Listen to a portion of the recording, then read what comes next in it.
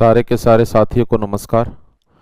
स्वागत अभिनंदन फिर से आप सभी का साइटोलॉजी की दुनिया में। साइटोलॉजी के लास्ट लेक्चर के अंतर्गत कुछ बेसिक सी बातें मैं आपको पढ़ा चुका हूं। लास्ट लेक्चर में अपन ने डिस्कस किया था सेल के बारे में कि मेडिकल साइंस की वह ब्रांच जिसके अंदर अपन सेल का अध्ययन करते हैं साइटोलॉजी कहलाती है। एक सेल को जीवित रहने के लिए सांस लेना जरूरी होता है जिसको अपन सेलुलर रेस्पिरेशन कहते हैं, जिसमें सेल ऑक्सीजन का इस्तेमाल करके कार्बन डाइऑक्साइड पैदा करती है और यह प्रक्रिया सेल में हर सेकंड चलती रहती है। इसका मतलब आपके मेरे शरीर की हर एक सेल को जीवित रहने के लिए 24 घंटे ऑक्सीजन की आवश्यकता होती है। So that's Y A very important nutrient for the cell is oxygen। इसके अलावा मैंने आपको बताया था कि जब आप पैदा हुए, जब आप 2.5 किलो के थे और उसके बाद 50, 60, 70 किलो के हो गए तो आपकी बॉडी में दो तरह के परिवर्तन आए। एक तो आपकी बॉडी में लगातार सेल का डिवीजन होता रहा और उसके अलावा आपकी बॉडी में लगातार प्रोटीन का निर्माण होता रहा। इन तीन बिंदुओं को माइंड में रखते हुए अपन सेल को पढ़ना स्टार्ट करेंगे। तो वो तीन बिंदु में से एक बिंदु के बारे में कल मैं आपको समझा चुका हूं लास्ट लेक्चर के अंतर्गत, जिसमें अपन ने सेलुलर रेस्पिरेशन के बारे में जानकारी ले ली थी। 2 पॉइंट और जो अपन जोड़ के पढ़ रहे हैं, that are the cell division and protein synthesis inside the cell, जो अपन सबसे लास्ट में डिस्कस करने वाले हैं। अब सेल के बारे में, बेसिक स्ट्रक्चर के बारे में अपन पढ़ना स्टार्ट करें तो देखें सेल के बारे में जानकारी अपन लें, डिस्कस करें अपन सेल। तो सबसे पहले सेल की परिभाषा, सबसे पहले सेल की परिभाषा तो कल मैंने आपको बता दिया था कि आपके मेरा शरीर का निर्माण सिस्टम से होता है। सिस्टम ऑर्गन से मिलकर बनते हैं, ऑर्गन टिश्यू से मिलकर बनता है और टिश्यू सेल से मिलकर बनता है। तो आपके मेरे शरीर की सबसे छोटी इकाई कौन सी होती है? सेल। आपके मेरे शरीर की सबसे छोटी इकाई कौन सी होती है? सेल। यानी सेल के बारे में अपन बात कर सकते हैं, cell is the smallest unit of human body। cell is the smallest unit of human body। इसके अलावा इसकी परिभाषा की बात करें, सेल की परिभाषा की बात करें तो cell is the structural and functional unit. किसकी है ये? ह्यूमन बॉडी की। अपन ह्यूमन बॉडी की एनाटॉमी एंड फिजियोलॉजी को डिस्कस कर रहे हैं। So that's why cell is the structural and functional unit of human body.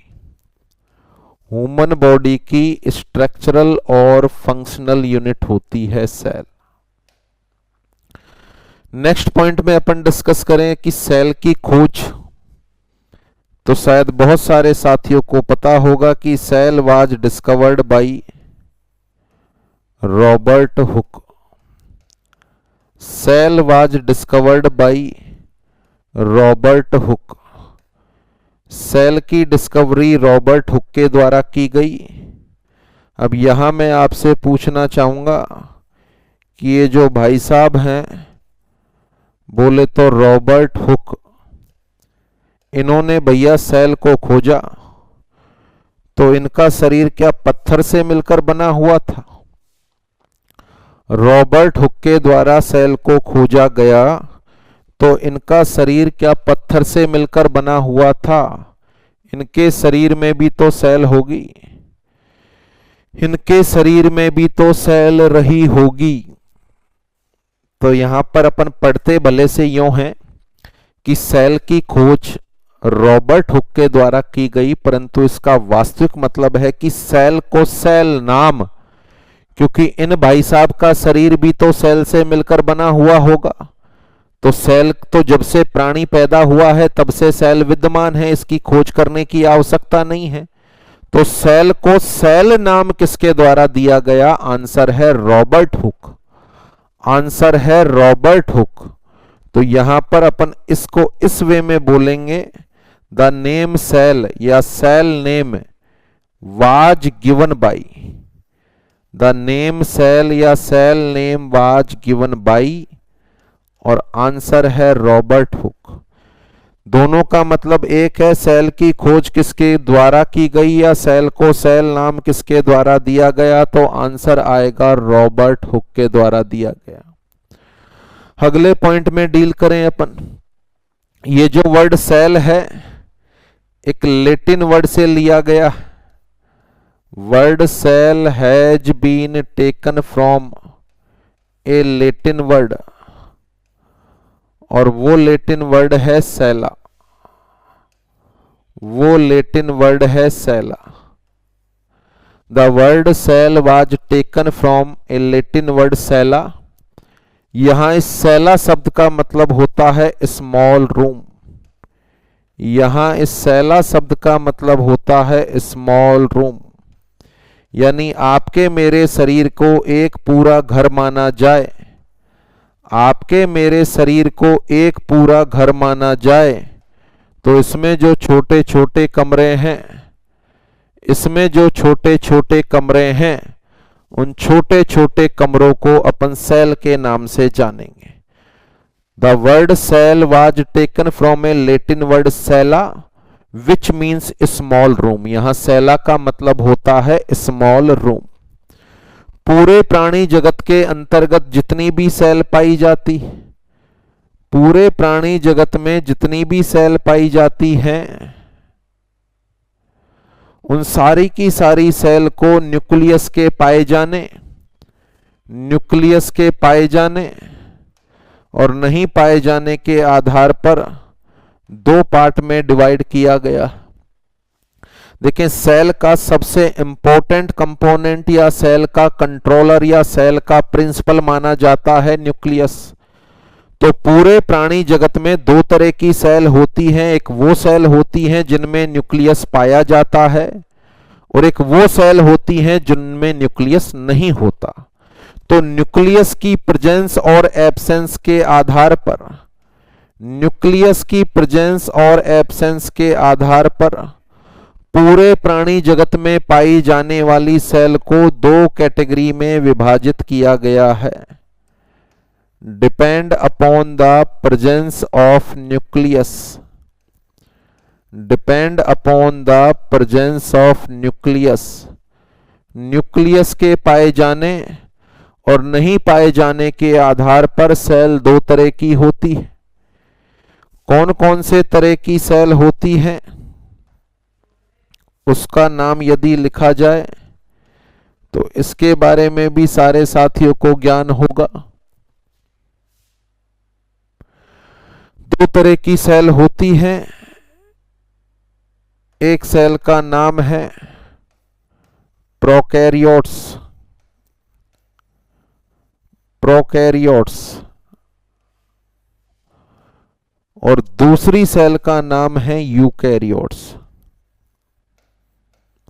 एक सेल का नाम है प्रोकैरियोट्स और दूसरी सेल का नाम है यूकैरियोट्स। प्रोकैरियोट्स बोले तो the cell which does not contain the nucleus.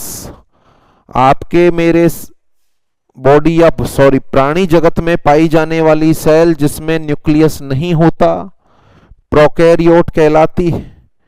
तो इसको अपन लिखेंगे, in the prokaryotes the nucleus is absent. In the prokaryotes the nucleus is absent, and in the eukaryotes the nucleus is present. वह cell जिसमें nucleus पाया जाता है eukaryotes कहलाती है, और वह सेल जिसमें न्यूक्लियस नहीं पाया जाता प्रोकैरियोट कहलाती है। अब यहां मेरा एक छोटा सा सवाल है आप साथियों से।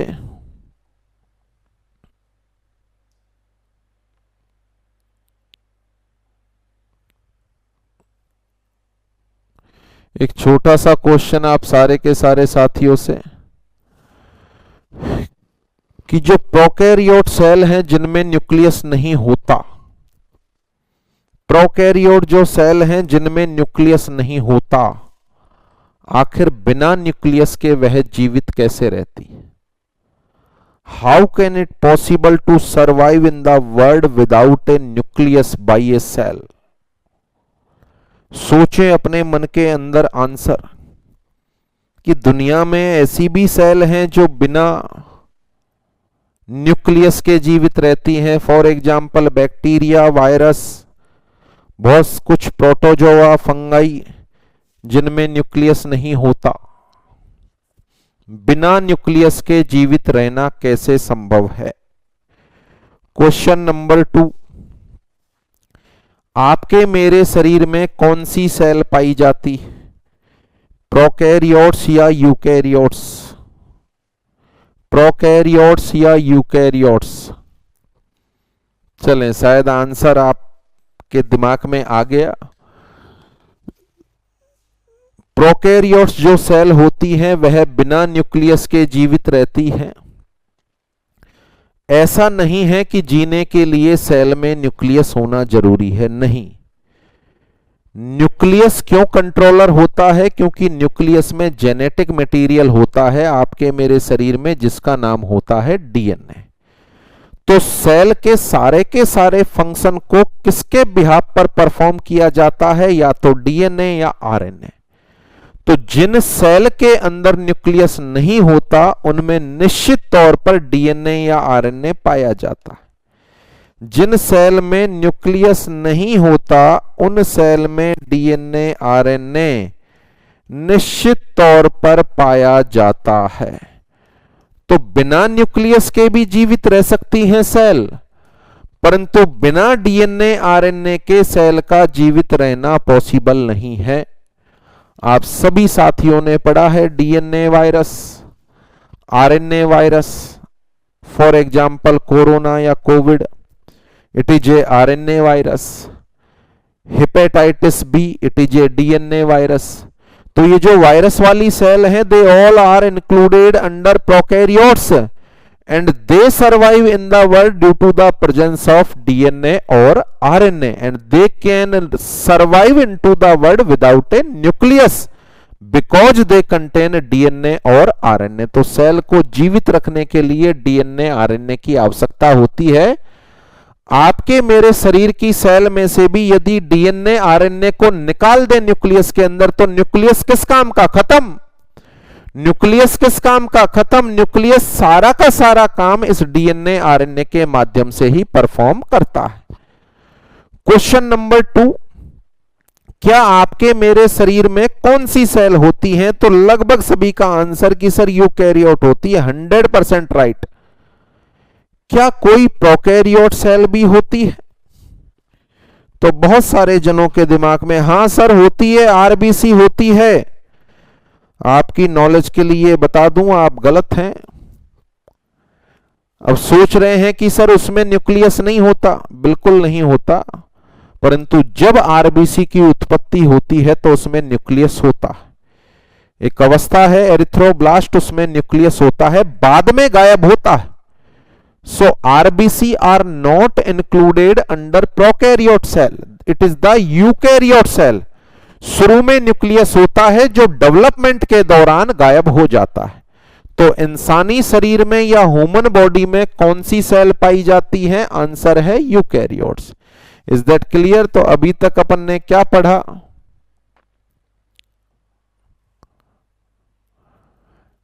सेल के बारे में कुछ कॉमन से fact.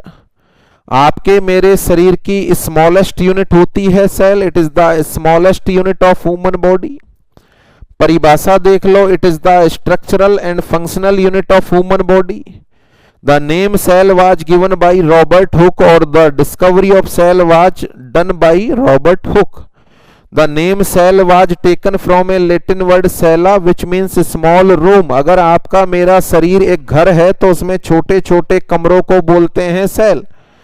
Depend upon the presence of nucleus, और एब्सेंस ऑफ न्यूक्लियस, न्यूक्लियस की प्रेजेंस और एब्सेंस के आधार पर पूरे प्राणी जगत में दो तरह की सेल होती हैं, प्रोकैरियोट्स और यूकैरियोट्स।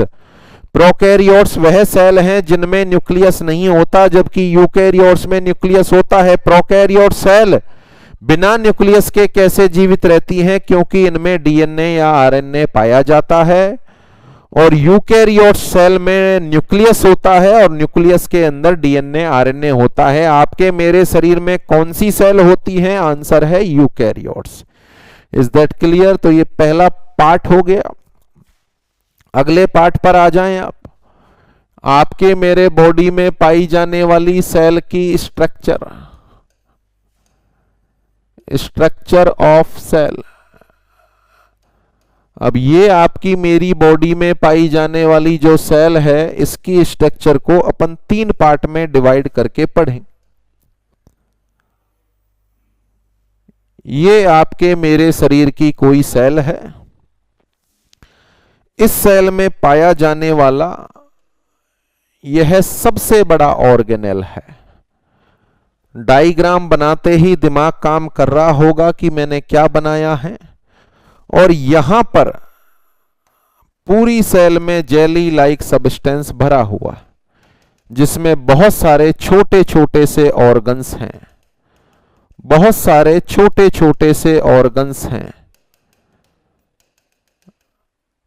यानी सेल को पढ़ने के लिए अपन इसको 3 पार्ट में डिवाइड करके पढ़ेंगे। सेल को अपन 3 पार्ट में डिवाइड करके पढ़ेंगे। ये जो सेल का सबसे बाहरी आवरण होता है, इस बाहरी आवरण को नाम देते हैं अपन सेल मेम्ब्रेन। सेल के बाहर पाया जाने वाला आवरण, इसको अपन नाम देते हैं cell membrane. That is the cell membrane. Cell का सबसे बाहरी आवरण सेल मेम्ब्रेन कहलाता है। It is the outer most part of the cell, जिसके अंतर्गत सेल के सारे ऑर्गेनेल्स पाए जाते हैं। प्राणी जगत के अलावा प्लांट में या कुछ बैक्टीरिया वायरस में इस सेल मेम्ब्रेन के अंदर भी एक दीवार होती है, परत होती है, सराउंडिंग होती है, जिसको सेल वॉल कहते हैं। आपके मेरे शरीर में या ह्यूमन बॉडी में पाई जाने वाली सेल में सीधे ही सेल मेम्ब्रेन होती है, सेल वॉल नहीं होती। आपके मेरे शरीर की सेल में सेल वॉल नहीं होती, सीधे ही सेल मेम्ब्रेन होती है। इसके अलावा ये तो हो गई सेल मेम्ब्रेन, और ये न्यूक्लियस का डायग्राम है, जैसा कि आप समझ पा रहे हैं। ये न्यूक्लियस का डायग्राम है, जैसा कि आप समझ पा रहे हैं। अच्छा, न्यूक्लियस को जो डायग्राम है, न्यूक्लियस का जो डायग्राम है, इस न्यूक्लियस के बाहर की मेम्ब्रेन का नाम है न्यूक्लियर मेम्ब्रेन। इसकी बाहर की मेम्ब्रेन का नाम है न्यूक्लियर मेम्ब्रेन। तो देखो, ये न्यूक्लियर मेम्ब्रेन और सेल मेम्ब्रेन, न्यूक्लियर मेम्ब्रेन और cell membrane.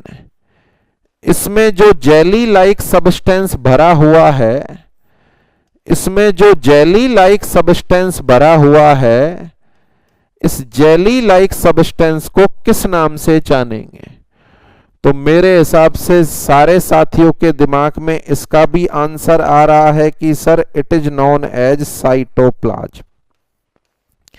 It is known as cytoplasm. यानी अब इस चैप्टर को अपन 3 पार्ट में डिवाइड कर कर पढ़ने वाले हैं। सेल का सबसे बाहरी आवरण क्या होता है? आंसर है सर, सेल मेम्ब्रेन होता है।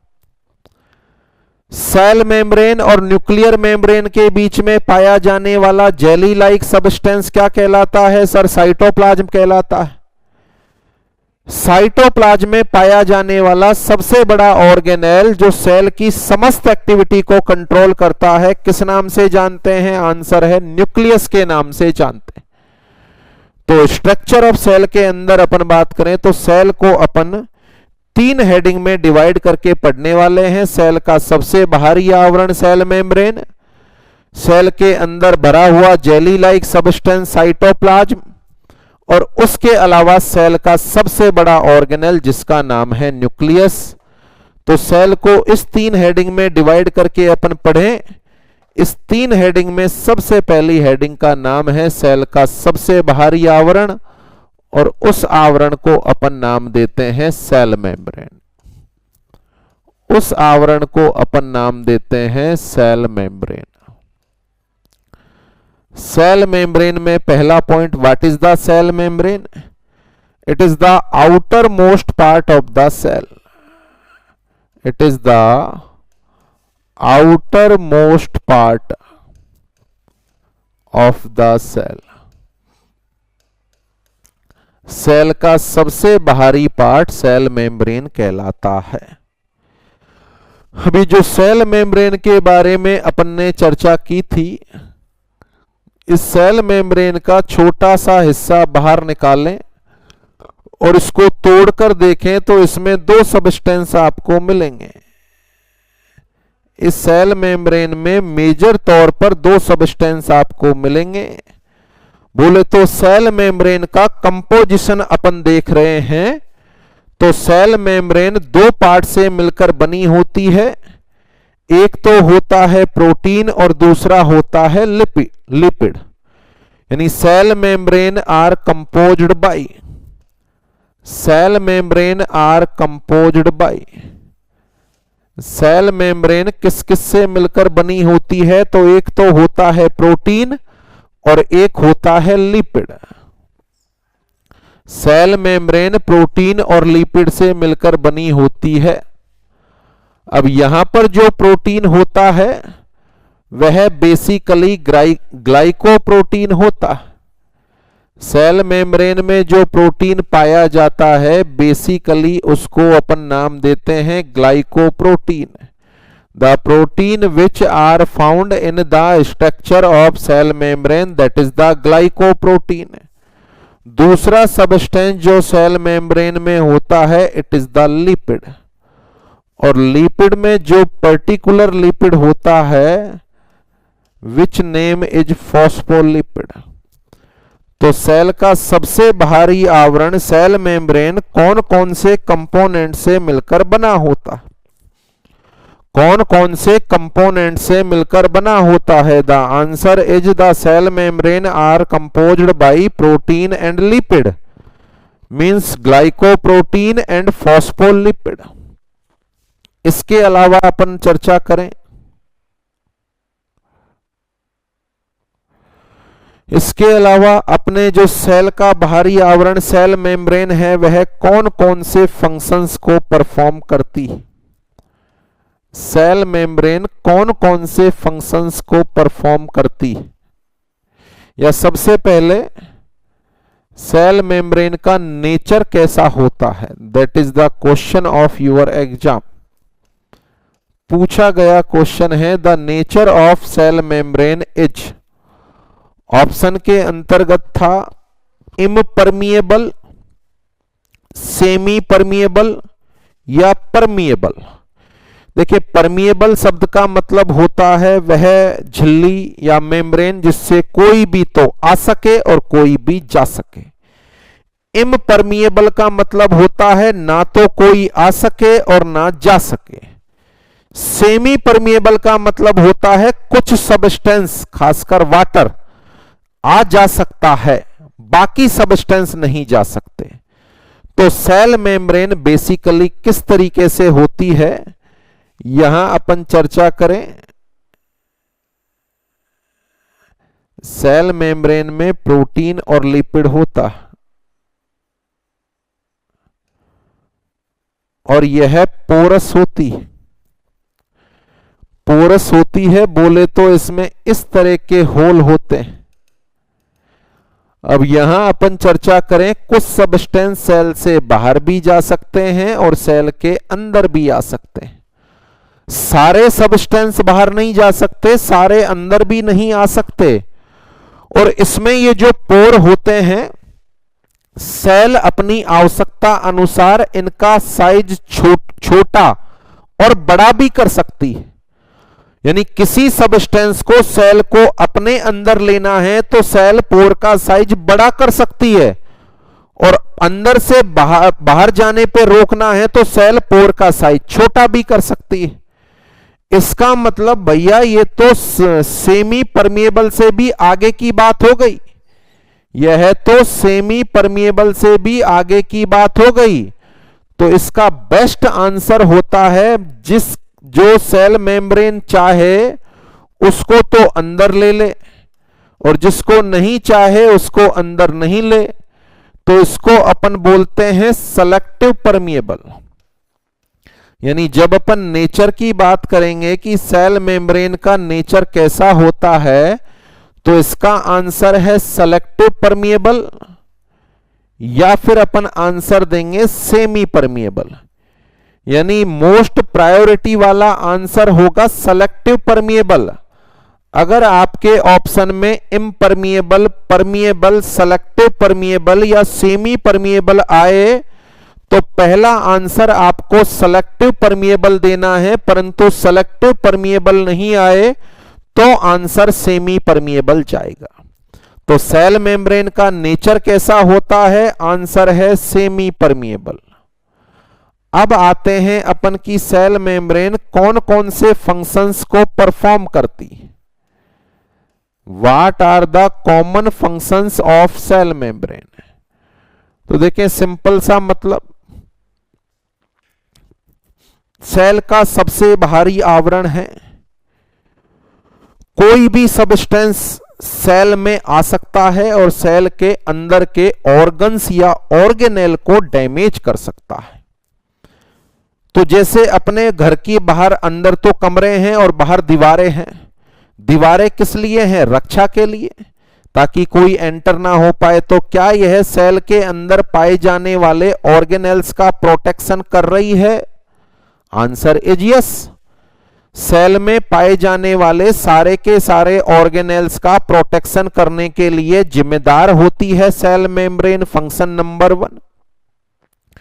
इसके अलावा अपन बात करें, सेल इस तरह की होगी, इस तरह की होगी या इस तरह की होगी, इसका निर्धारण भी किसके द्वारा हो रहा है, सेल मेम्ब्रेन के द्वारा। गौर करें, देखें, जैसा सेल मेम्ब्रेन का शेप होगा उसी शेप की सेल होगी, स्क्वेमस होगी, कॉलमनर होगी, क्यूबॉइडल होगी, यह सेल मेम्ब्रेन पर डिपेंड करेगा। तो सेल को शेप प्रदान करने का काम भी किसका है, आंसर है सेल मेम्ब्रेन का। सेल को शेप कौन प्रदान करता है, आंसर है सेल मेम्ब्रेन। कौन सा सब्सटेंस अंदर आएगा सेल में और कौन सा सब्सटेंस सेल से बाहर जाएगा, इसका निर्धारण भी किसके द्वारा होता है, सेल मेम्ब्रेन के द्वारा। बाहर कोई अच्छी चीज पड़ी है, अंदर लेना है, पोर का साइज बढ़ गया, आ जाओ अंदर। बाहर कोई खराब चीज है, अंदर आने का प्रयास कर रही है, पोर का साइज कम हो गया, नहीं, गेट बंद हो गए भैया, अंदर नहीं आना है। What is this, that is the permeability. कौन अंदर आएगा, कौन बाहर जाएगा, तो परमिएबिलिटी को कंट्रोल पोर के साइज के द्वारा होगा सेल मेम्ब्रेन के। तो सेल की परमिएबिलिटी को कंट्रोल करने का काम भी कौन करता है, सेल मेम्ब्रेन। तो what are the common function of cell membrane. सबसे पहला फंक्शन, सेल को शेप कौन प्रदान करता है, the cell membrane is responsible to provide the shape to the cell, to provide the shape to the cell। Cell को shape प्रदान कराने के लिए जरूरी होती है सेल मेम्ब्रेन। नंबर 2, सारे के सारे ऑर्गेनेल की रक्षा करने की जिम्मेदारी भी किसकी है, आंसर है cell membrane. The cell membrane is responsible for the protection of all cellular organelle। सारे के सारे सेलुलर ऑर्गेनेल का प्रोटेक्शन करने के लिए जरूरी होती है सेल मेम्ब्रेन। कौन अंदर आएगा, कौन बाहर जाएगा, इसको अपन बोलते हैं परमिएबिलिटी। कौन अंदर आएगा, कौन बाहर जाएगा, इसको अपन बोलते हैं परमिएबिलिटी। तो which of the following part is responsible to control the permeability of cell? Answer is cell membrane. Cell membrane is responsible for the permeability of cell. Cell की परमिएबिलिटी को कंट्रोल करने की जिम्मेदारी भी सेल मेम्ब्रेन की होती है. Is that clear? That is the meaning of cell membrane. देखिए अभी अपन ने डिस्कस किया कि सेल को अपन 3 टुकड़ों में डिवाइड करके पढ़ेंगे. ये सेल के 3 टुकड़े हैं. ये आपके सामने सेल के 3 टुकड़े हैं. सबसे बाहरी आवरण सेल मेम्ब्रेन, सेल में भरा हुआ प्लाज्म साइटोप्लाज्म, और सेल का सबसे बड़ा ऑर्गेनेल न्यूक्लियस. अब यहां सेल मेम्ब्रेन का डिस्क्रिप्शन आपके सामने प्रस्तुत है. सेल का सबसे बाहरी आवरण होता है सेल मेम्ब्रेन. यह प्रोटीन और लिपिड से मिलकर बना होता है. प्रोटीन में कौन सा? ग्लाइकोप्रोटीन. लिपिड में कौन सा? फॉस्फोलिपिड होता है. सेल मेम्ब्रेन का नेचर, पहला आंसर सेलेक्टिव परमिएबल, ये नहीं आए तो सेमी परमिएबल होता है. Then what are the common function of the cell? Number 1, यह सेल को शेप प्रदान करती है. सारे के सारे सेलुलर ऑर्गेनेल का प्रोटेक्शन करने का काम करती है. और सेल की परमिएबिलिटी को कंट्रोल करने का काम भी किसका होता है? Answer is cell membrane.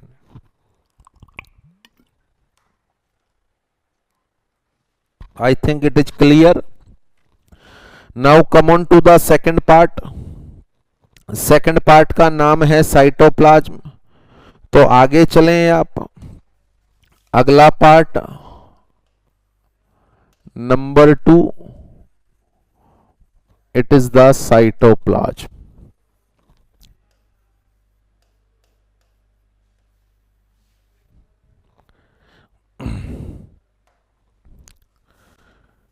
ये सेल, ये न्यूक्लियस, और यहां से यहां तक जो भरा हुआ सबस्टेंस है, that is the cytoplasm.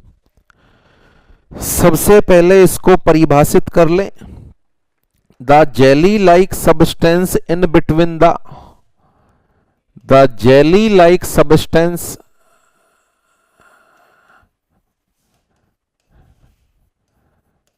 it is the jelly like substance in between. किस किस के बीच में है भैया? आंसर है cell membrane and nuclear membrane. In between cell membrane and nuclear membrane is known as cytoplasm. वह जेली लाइक सब्सटेंस जो सेल मेम्ब्रेन और न्यूक्लियर मेम्ब्रेन के बीच में भरा होता है, साइटोप्लाज्म कहलाता है. इसके अलावा देखें, ये जो साइटोप्लाज्म है, इस सारे साइटोप्लाज्म को, न्यूक्लियस को हटा दें और जितना भी है सबको मैं बाहर निकालूं. ये मैंने बाहर निकाल लिया. ये साइटोप्लाज्म है. इस साइटोप्लाज्म के अंदर मैं देख रहा हूं 70% तो पानी है और 30% सॉलिड है. 70% तो वाटर है और 30% सॉलिड है.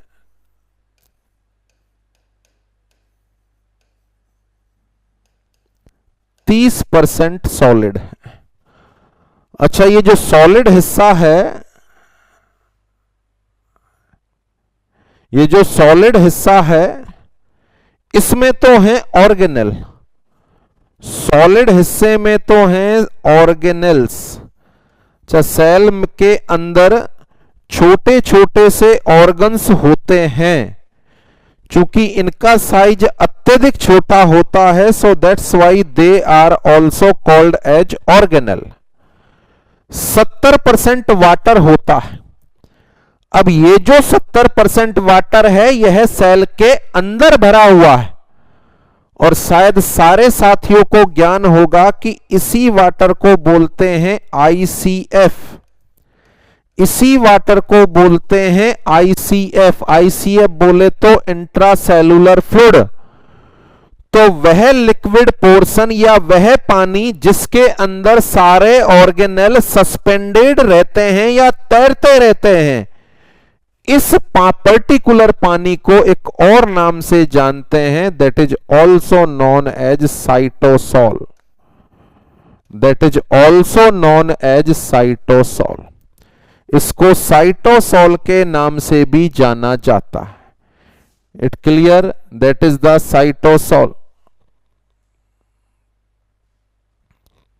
इसको अपन साइटोसॉल के नाम से भी जानते हैं। The liquid portion of cytoplasm is known as cytosol. The liquid portion of cytoplasm is known as cytosol. इसके अलावा ये सेल, ये न्यूक्लियस, ये साइटोप्लाज्म। अच्छा, न्यूक्लियस में भी तो भरा होगा कुछ, न्यूक्लियस में भी तो कुछ भरा हुआ होगा। यस, न्यूक्लियस में भरा होता है न्यूक्लियोप्लाज्म। न्यूक्लियस में भरा होता है न्यूक्लियोप्लाज्म। गौर करो, देखो यहां पर दो तरह के प्लाज्म हो गए। सेल मेम्ब्रेन और न्यूक्लियर मेम्ब्रेन के बीच में तो क्या भरा हुआ है? सेल मेम्ब्रेन और न्यूक्लियर मेम्ब्रेन के बीच में तो क्या भरा हुआ है? आंसर है साइटोप्लाज्म। और पूरी सेल में क्या भरा हुआ है? दो तरह के प्लाज्म, साइटोप्लाज्म प्लस न्यूक्लियस में क्या भरा हुआ है? न्यूक्लियोप्लाज्म। साइटोप्लाज्म प्लस न्यूक्लियस में क्या भरा हुआ है? न्यूक्लियोप्लाज्म। और साइटोप्लाज्म और न्यूक्लियोप्लाज्म दोनों को मिलाकर अपन नाम देते हैं प्रोटोप्लाज्म। दोनों को मिलाकर नाम दिया जाता है प्रोटोप्लाज्म। तो देखें यहां पर कई अलग अलग वर्ड हो गए और सारे वर्ड्स का डिफरेंशिएशन मेरे हिसाब से आपको क्लियर हो गया। सेल मेम्ब्रेन और न्यूक्लियर मेम्ब्रेन के बीच में भरा हुआ सबस्टेंस साइटोप्लाज्म कहलाता है। The liquid portion of cytoplasm, the liquid portion of cytoplasm कितना परसेंट होता है? ये 70%। इस लिक्विड पोर्शन को नाम देते हैं साइटोसॉल। इस लिक्विड पोर्शन को नाम देते हैं साइटोसॉल, यानी साइटोप्लाज्म में भरा हुआ लिक्विड पोर्शन साइटोसॉल कहलाता है। सेल के अंदर दो तरह के प्लाज्म होते हैं, one is the cytoplasm plus nucleus में भरा हुआ न्यूक्लियोप्लाज्म, और साइटोप्लाज्म और न्यूक्लियोप्लाज्म दोनों को मिलाकर कहा जाता है प्रोटोप्लाज्म। अब सोचो, आप अपने शरीर में सारे के सारे कामों को सेल कर रही है। अब सारे के सारे काम जो हो रहे हैं वो साइटोप्लाज्म और न्यूक्लियोप्लाज्म से हो रहे हैं, क्योंकि न्यूक्लियोप्लाज्म में भरा हुआ है डीएनए। न्यूक्लियोप्लाज्म में भरा हुआ है डीएनए, तो सेल का सारा काम इस प्लाज्म के द्वारा हो रहा है। कौन से प्लाज्म के द्वारा हो रहा है? प्रोटोप्लाज्म के द्वारा। So that's why the protoplasm are also known as physical basis of life. The protoplasm are also known as physical basis of life. जीवन का भौतिक आधार, फिजिकल बेसिस ऑफ लाइफ। कौन से सबस्टेंस को फिजिकल बेसिस ऑफ लाइफ भी कहा जाता है? Answer is protoplasm. एक बार नहीं, 2-3 बार आपके एग्जाम में पूछा गया क्वेश्चन है। ऑप्शन में आया है physical basis of life is, option थे cell, nucleus, protoplasm, cytoplasm. Answer है प्रोटोप्लाज्म। बहुत सारी अपनी बुक्स में भी इसका आंसर गलत दिया हुआ है, कहीं आपको गलत मिले तो सही कर लेना। बहुत सारी जगह आंसर सेल दिया हुआ है जो गलत है, क्योंकि ये वाला शब्द तो अपन 5वीं 6ठी 7वीं क्लास से पढ़ रहे हैं भैया। जीव द्रव्य को जीवन का भौतिक आधार कहा जाता है। व्हाट इज द जीव द्रव्य? That is the protoplasm. इसको हिंदी में बोले तो प्रोटो जीव द्रव्य होगा, तो जीव द्रव्य को जीवन का भौतिक आधार कहा जाता है। Is that clear? It is the meaning of cytoplasm. It is the meaning of cytoplasm portion number 2। यहां पर इन सारे के सारे शब्दों में बेसिक डिफरेंस का शायद आपको ज्ञान हो गया। सेल मेम्ब्रेन और न्यूक्लियर मेम्ब्रेन के बीच में भरा हुआ जेली लाइक सब्सटेंस साइटोप्लाज्म कहलाता है। न्यूक्लियस में भरा हुआ न्यूक्लियोप्लाज्म कहलाता है। साइटोप्लाज्म और न्यूक्लियोप्लाज्म मिलकर प्रोटोप्लाज्म बनाते हैं। इसी प्रोटोप्लाज्म को फिजिकल बेसिस ऑफ लाइफ कहा जाता है। साइटोप्लाज्म में 70% लिक्विड और 30% सॉलिड होता है, और ये जो 70% लिक्विड पोर्शन है इसी को साइटोसोल के नाम से जाना जाता है। It is the meaning of cytoplasm. अब अपन बात करें, सेल को 3 हिस्से में डिवाइड करके मैं आपको पढ़ा रहा हूं। सबसे बाहरी आवरण cell membrane complete. Number 2 cytoplasm complete. कुछ सोच रहे हैं कि सर इतनी जल्दी? देखें, साइटोप्लाज्म में तो यही है, 70% तो है पानी। अब पानी को थोड़ी पढ़ेंगे भैया, पानी को थोड़ी पढ़ेंगे। अच्छा, 30% क्या है? सॉलिड। सॉलिड में क्या है? Cellular organelle. तो ये भी तो साइटोप्लाज्म का हिस्सा है, वो कहां पढ़े अपन ने? तो 30% पोर्शन में सेलुलर ऑर्गेनेल पाए जाते हैं। कौन कौन से होते हैं ये सेलुलर ऑर्गेनेल और इनका क्या फंक्शन होता है, ये अपन को पढ़ना है। And these all cellular organelles are found inside the cytoplasm. तो इस साइटोप्लाज्म में आगे की अपनी जर्नी है। The cytoplasm contain various organs.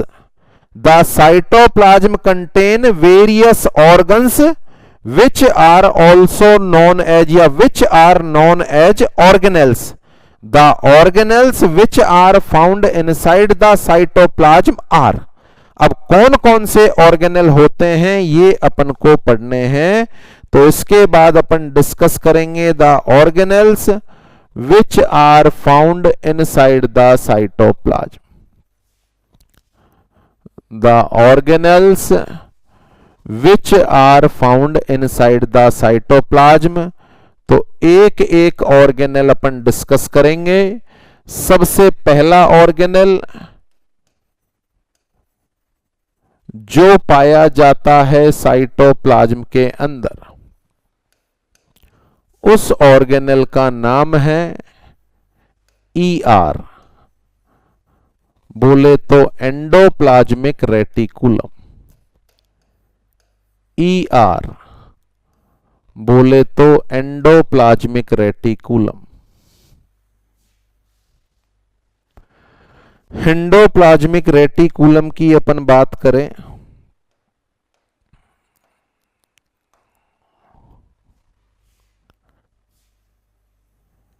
ये सेल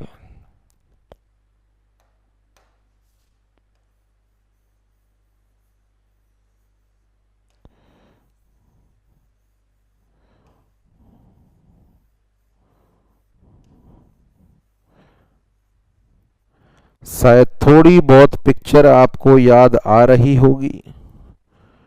सेल में ये जो ऑर्गेनेल का डायग्राम अपन ने प्रस्तुत किया है, that is the diagram of ER, बोले तो एंडोप्लाज्मिक रेटिकुलम।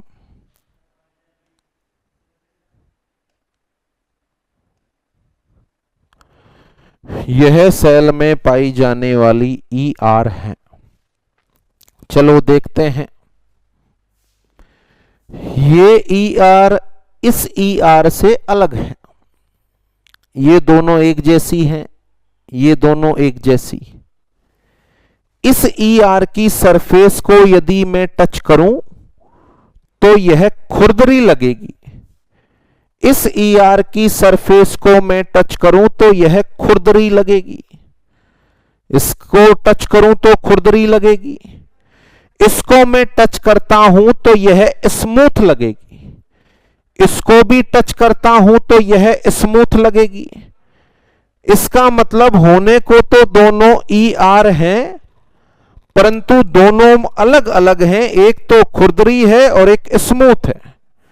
एक ER तो खुरदरी है और एक स्मूथ है, तो जो खुरदरी ER है उसके खुरदरे होने का कारण है, रफ होने का कारण है, ये जो रेड कलर का बना हुआ है ये है राइबोसोम। इसका मतलब रफ ER इसलिए होती है क्योंकि उस पर राइबोसोम के ग्रेन्यूल होते हैं, और ये जो दूसरी स्मूथ है यह स्मूथ इसलिए होती है क्योंकि इस पर राइबोसोम के ग्रेन्यूल नहीं होते। It means there are two type of ER या endoplasmic reticulum which are found inside the cytoplasm. The one ER which contain ribosomal granule upon its surface, वह ER जिसकी सरफेस पर राइबोसोम के granule पाए जाते हैं, उस ER को अपन नाम देते हैं रफ ER। उस ER को अपन नाम देते हैं रफ ER, और वह ER या एंडोप्लाज्मिक रेटिकुलम जिसकी सरफेस पर राइबोसोम के ग्रेन्यूल्स नहीं होते, it is known as smooth ER। इसको नाम दिया जाता है स्मूथ ER। दो तरह की ER हो गई, रफ ER और स्मूथ ER। आगे सुने, देखिए ये जो रफ ER होती है क्या काम करती है, यदि मैं इसका पूरा फंक्शन एनालाइज करूं, इस रफ ER पर जहां राइबोसोम लगे हुए हैं, जब इस सेल को ब्लड सप्लाई होती है तो एमाइनो एसिड आकर अटैच होते हैं। यह एमाइनो एसिड आपस में अटैच होकर बनाते हैं पेप्टाइड, और यह पेप्टाइड दूसरे पेप्टाइड से अटैच होता है, तीसरे से होता है, यह बनता है पॉलीपेप्टाइड। तो जब मैंने इनका फंक्शन देखा तो मुझे मालूम चला कि भैया रफ ER की राइबोसोमल सरफेस पर एमाइनो एसिड अटैच होकर पॉलीपेप्टाइड बना रहे हैं। Then what is the polypeptide? It is A protein. तो जितने भी तरह की रफ ER सेल में पाई जाती हैं, they all are responsible for protein synthesis. They all are responsible for protein synthesis। Same इसी तरीके से मैंने स्मूथ ER को देखा, और यहां पर आकर चिपकते हैं फैटी एसिड। फैटी एसिड ये बनाते हैं मोनोग्लिसराइड, फिर मोनोग्लिसराइड और बनते हैं, आपस में जुड़ते हैं, बनता है ट्राइग्लिसराइड। तो fatty acid, monoglyceride, triglyceride, they are the part of fat. तो जितनी भी स्मूथ ER साइटोप्लाज्म में पाई जाती हैं, they all are responsible for lipid synthesis. They all are responsible for lipid synthesis. किसका निर्माण कर रही हैं? लिपिड का। तो ये जो अपन ने बनाया है, यहां अपन कैलकुलेट कर सकते हैं कौन से सब्सटेंस का निर्माण हो रहा है। आंसर शायद आपके दिमाग में आ रहा है कि सर लिपिड का निर्माण हो रहा है।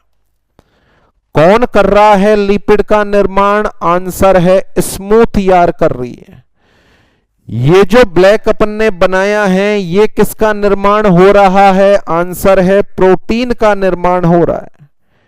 किसका निर्माण हो रहा है? आंसर है प्रोटीन का निर्माण हो रहा है। It means it is responsible for protein synthesis. It is responsible for protein synthesis, protein synthesis के लिए रेस्पॉन्सिबल है। तो देखिए सेल में जो स्ट्रक्चर अभी अपन ने बनाई है, पहला ऑर्गेनेल मैं आपको पढ़ा रहा हूं, उस ऑर्गेनेल का नाम है एंडोप्लाज्मिक रेटिकुलम। इस ऑर्गेनेल का नाम है एंडोप्लाज्मिक रेटिकुलम। सेल में दो तरह की एंडोप्लाज्मिक रेटिकुलम होती है, एक होती है रफ ईआर। रफ ईआर को रफ ईआर इसलिए कहते हैं कि इसकी सरफेस पर राइबोसोम के ग्रेन्यूल्स पाए जाते हैं।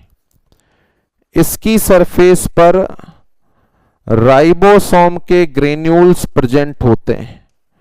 राइबोसोम के ग्रेन्यूल्स प्रेजेंट होने की वजह से इसकी सरफेस खुरदरी होती है, इसलिए इसको रफ ईआर कहा जाता है।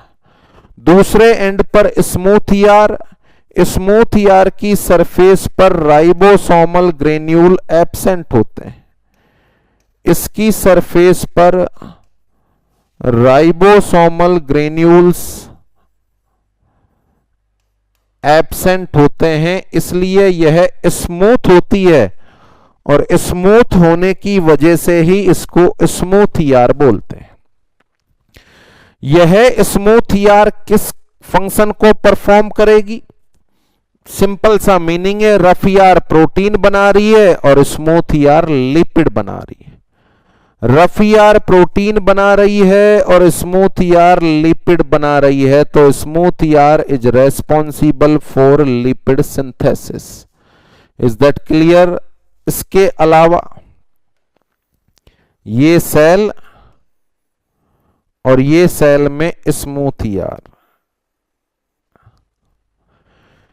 जब इस सेल में बाहर से कोई भी टॉक्सिक सब्सटेंस एंटर करता है, ये टॉक्सिक सब्सटेंस इतना टॉक्सिक है कि सेल में डैमेज पहुंचा देगा, तो इस स्मूथ ईआर से कुछ एंजाइम्स यहां सीक्रेट होते हैं, केमिकल प्रोडक्ट यहां सीक्रेट होते हैं, जो इस टॉक्सिक सब्सटेंस को नॉन टॉक्सिक सब्सटेंस में बदल देते हैं। यह कोई ड्रग या टॉक्सिक सब्सटेंस जो सेल के लिए नुकसानदायक है, उस पर केमिकल रिएक्शन करके स्मूथ ईआर ने इसको नॉन टॉक्सिक सब्सटेंस में बदल दिया। अब यह सब्सटेंस सेल में कहीं भी घूम ले, सेल को नुकसान नहीं पहुंचाएगा। तो अल्टीमेट मीनिंग यह हुआ कि स्मूथ ईआर टॉक्सिक सब्सटेंस को नॉन टॉक्सिक सब्सटेंस में बदलने का काम भी करती है, और टॉक्सिक सब्सटेंस को नॉन टॉक्सिक सब्सटेंस में बदलना, इसको बोलते हैं डिटॉक्सिफिकेशन। इसको बोलते हैं डिटॉक्सिफिकेशन। तो एक बार आपके एग्जाम में यह क्वेश्चन भी आया हुआ है, विच of the following organelle is responsible for detoxification of drugs? कौन सा ऑर्गेनेल ड्रग का डिटॉक्सिफिकेशन करता है? Answer is smooth ER. Is that clear? इसके अलावा अपन बात करें, ये स्मूथ ईआर है। स्केलेटन मसल में जो स्मूथ ईआर होती है, स्केलेटन मसल में जो स्मूथ ईआर होती है, उस स्मूथ ईआर के ऊपर कुछ कैल्शियम के चैनल भी होते हैं। अच्छा, स्केलेटन मसल बोल रहा हूं मैं। स्केलेटन मसल को बनाने वाली सेल का नाम है सार्कोमियर। स्केलेटन मसल को बनाने वाली सेल का नाम है सार्कोमियर। सार्कोमियर में जो स्मूथ एंडोप्लाज्मिक रेटिकुलम होती है, उसके ऊपर कैल्शियम चैनल भी होते हैं। अच्छा, मसल का क्या काम होता है? कॉन्ट्रैक्शन। कॉन्ट्रैक्शन में कौन सा आयन चाहिए? आंसर है कैल्शियम। तो जब जब मसल कॉन्ट्रैक्शन करेगी, ये कैल्शियम यहां से लिबरेट होगा और यूटिलाइज होगा। जब जब कॉन्ट्रैक्शन होगा ये कैल्शियम काम आएगा। तो इस स्मूथ ईआर ने इस कैल्शियम को क्यों रखा है? ताकि कॉन्ट्रैक्शन में काम आए। अच्छा, अपने पास रखा हुआ है, इसको क्या समझे अपन? स्टोर किया हुआ है। अपने पास रखा हुआ है इसका मतलब स्टोर किया हुआ है। इट मीन्स स्केलेटन मसल में पाई जाने वाली स्मूथ ईआर, स्केलेटन मसल में पाई जाने वाली स्मूथ ईआर कैल्शियम का स्टोरेज भी करती है। The smooth endoplasmic reticulum is also responsible for calcium storage, is also responsible for calcium storage। कहां पर? इन स्केलेटन मसल। स्केलेटन मसल में कैल्शियम को स्टोर करने का काम भी स्मूथ ईआर का है। स्मूथ ईआर के अलग अलग काम बता रहा हूं मैं, क्योंकि इस स्केलेटन मसल को बनाने वाली जो सेल है उसको सार्कोमियर बोलते हैं। तो इस स्मूथ ईआर को जो स्केलेटन मसल में पाई जाती है, it is also known as sarcoplasmic reticulum. It is also known as sarcoplasmic reticulum. इसको सार्कोप्लाज्मिक रेटिकुलम के नाम से भी जाना जाता है। That is the meaning of endoplasmic reticulum. That is the meaning of endoplasmic reticulum.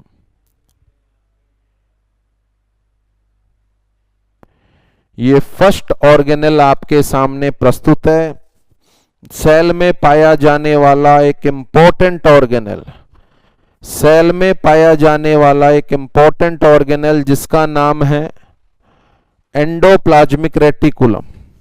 Endoplasmic reticulum दो तरह की होती है, रफ ईआर और स्मूथ ईआर। रफ ईआर को रफ ईआर इसलिए बोलते हैं क्योंकि इसकी सरफेस पर राइबोसोम के ग्रेन्यूल्स लगे होते हैं। स्मूथ ईआर को स्मूथ ईआर इसलिए कहा जाता है क्योंकि इसकी सरफेस पर राइबोसोम के ग्रेन्यूल नहीं होते। Then what is the function of rough ER? It is responsible for protein synthesis. Number 2, what is the function of smooth ER? It is responsible for lipid synthesis और steroid synthesis. इसके अलावा smooth endoplasmic reticulum are also responsible for detoxification of drug और detoxification of toxic substance. The smooth ER which are found inside the skeleton muscle also responsible for storage of calcium and here it is also known as sarcoplasmic reticulum. Sarcoplasmic because the cell which are functional and structural unit of skeleton muscle is sarcomere, इसलिए इसको sarcoplasmic reticulum के नाम से जाना जा रहा। तो ये सेल में पाया जाने वाला पहला ऑर्गेनेल का डिस्क्रिप्शन हो गया जिसका नाम है endoplasmic reticulum. Is that clear? इसके बाद दूसरा ऑर्गेनेल पढ़ेंगे अपन।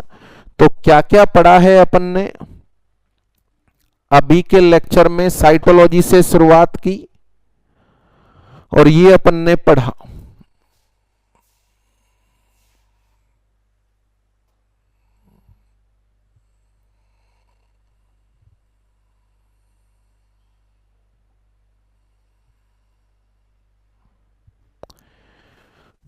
ये अपन ने पहले पेज में पढ़ा। शरीर की सबसे छोटी इकाई सेल, परिभाषा देख लो, structural and functional unit of human body. The name cell was given by Robert Hooke और the cell was discovered by Robert Hooke. It has been taken from a Latin word cella which means small room. If we considered our body as a house, then the cell are the small rooms inside these house. Depend upon the presence or absence of nucleus, the cell is classified as prokaryotes and eukaryotes. Prokaryotes are the cell which does not contain the nucleus, and eukaryotes are the cell which contain nucleus. Next, cell को structure को 3 heading में divide करके पढ़ेंगे अपन। Cell का बाहरी आवरण cell membrane, cell में भरा हुआ प्लाज्म साइटोप्लाज्म, और सेल का सबसे बड़ा ऑर्गेनेल जिसका नाम है न्यूक्लियस। सबसे बाहरी आवरण cell membrane outer most part होता है। आपके मेरे शरीर की सेल के बाहर सेल मेम्ब्रेन होती है, सेल वाल नहीं होती। जबकि बैक्टीरिया में ये सेल वाल होती है, प्लांट में सेल वाल होती है। यह प्रोटीन और लिपिड से मिलकर बनी है। प्रोटीन में ग्लाइकोप्रोटीन और लिपिड में फॉस्फोलिपिड होता है। इसका नेचर सेलेक्टिव परमिएबल या सेमी परमिएबल होता है। इसके फंक्शन है सेल को शेप देना, सेल के अंदरूनी ऑर्गेनेल की रक्षा करना और परमिएबिलिटी को कंट्रोल करना। दूसरा पार्ट साइटोप्लाज्म, सेल मेम्ब्रेन और न्यूक्लियर मेम्ब्रेन के बीच में भरा हुआ जेली लाइक सब्सटेंस होता है साइटोप्लाज्म, जिसमें 70% वाटर जो साइटोसोल कहलाता है और 30% सॉलिड जिसमें ऑर्गेनेल होते हैं। सेल में भरे हुए टोटल प्लाज्म को प्रोटोप्लाज्म कहते हैं, जो इंक्लूड करता है साइटोप्लाज्म प्लस न्यूक्लियोप्लाज्म।